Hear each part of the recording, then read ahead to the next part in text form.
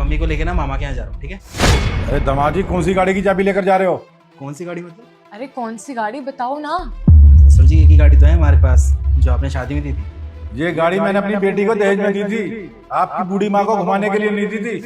गाड़ी मेरी बेटी की है और गाड़ी में घूमने का जो हक है मेरी बेटी का है, किसी और का नहीं है। ससुर जी, जब शादी हुई थी तब तो आपने नहीं बोला था कि ये गाड़ी सिर्फ आपकी बेटी चलाएगी, आपकी बेटी का ही हक होगा इस पे।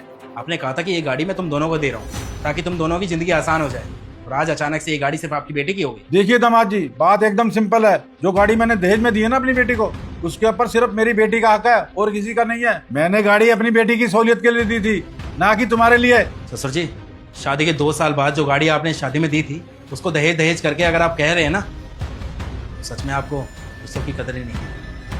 मतलब नहीं पता है आपको रिश्ते। बेटा रहने देना, छोड़, हमें बहस नहीं करनी इनसे। और तू मेरे लिए कैब बुक करा दे, मैं कैब में ही चली जाऊंगी, किसी के ऊपर बोझ नहीं बनना मुझे। नहीं माँ, बोलने दीजिए मुझे। आज इनको समझाना बहुत जरूरी है क्योंकि बहुत बुरी तरीके से बर्ताव किया इन दोनों ने आज मेरे साथ। अरे मेरी छोड़िए, इन्होंने आपकी शर्म ही नहीं रखी। और ये क्या बोल रहे थे आप? हाँ, अरे जिस औरत ने अपनी जिंदगी के 25 साल लगा दिए मुझे खड़ा करने में, मुझे सक्सेसफुल बनाने में, वो औरत मुझे बोझ लगेगी? अरे जो भी हो, मुझे ये सब कुछ सुनने में इंटरेस्ट नहीं है। अगर आप मेरी बेटी को नहीं घुमा सकते तो आप अपनी माँ को भी नहीं घुमा सकते। बेटा मुझे देखकर इग्नोर मत करना, मैं दुर्गा माता हूँ। आज तुम्हारे घर 2 घंटे में खुशखबरी आने वाली है। बस तुम वीडियो को लाइक करके चैनल को सब्सक्राइब कर दो और जाते जाते कमेंट बॉक्स में जय माता दी लिख देना। पापा बस करिए, माँ जी को इतना बोलना सही नहीं है। अरे मैं तू चुप रह। कल को ये आदमी अपनी माँ के लिए इस घर को भी नीलाम कर देगा तो क्या तुम चुप रहोगी? मैं जो बोल रहा हूँ बिल्कुल सही बोल रहा हूँ। ससुर जी, इस घर को तोड़ने की बातें ना आप कर रहे हैं, मेरी माँ नहीं।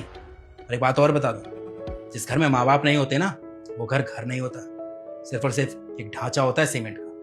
और मैं अपनी माँ को ना मामा जी के घर पे ही लेके जा रहा था, किसी महल में घुमाने नहीं ले जा रहा था जो धौंस दिखा रहे हैं आप अपनी गाड़ी की। और ससुर जी, अगर इस गाड़ी में बैठने का मेरी माँ को भी कोई हक नहीं है ना, तो फिर इस गाड़ी में मैं भी नहीं बैठ सकता। मैं भी नहीं चलाऊंगा ये गाड़ी। रख लीजिए अपनी दहेज की गाड़ी, बहुत घमंड है ना अपने दहेज का।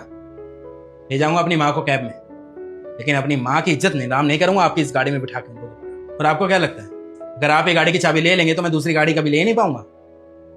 एक बात कान खोल के सुन लीजिए, जबरदस्ती दी थी आपने ये गाड़ी मुझे, मैं ले नहीं रहा था। आपने ही बोला था आपकी सहूलियत के लिए दे रहा हूँ, इसलिए आपकी बेटी का मान रखने के लिए मैंने ये गाड़ी रखी। और महक, जा रहा हूँ मम्मी को मामा के यहाँ पे लेके। और याद रखना, जब मैं इस घर में वापस आऊँ ना, तो दहेज की गाड़ी नहीं दिखनी चाहिए मुझे, और ना ही तुम्हारे पापा दिखने चाहिए। और अगर तुम्हें ज्यादा दिक्कत है ना इस चीज से, तो तुम भी चले जाना अपने पापा के साथ। चलिए माँ।